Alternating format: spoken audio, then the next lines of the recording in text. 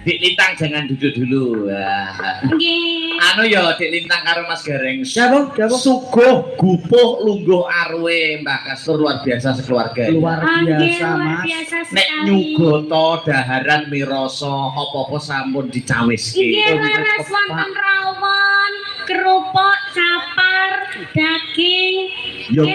Ya kuwi sak anu. Bocah yo sembrono. Yo sak piring. Sing karep iki Maksudku sing dikarepke beragam, Mas.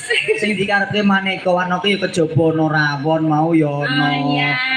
Asem-asem. Terus garang asem. Garang asem. Terus ana opor, Sate. bakso mie ayam lontong, gulai, kentaki. Mosok aku ora nek ngono. Ayo, kok aku ora nyawang lek nek kowe mau. Dedel lor kono ki lho nggih pasar mau komplit ya.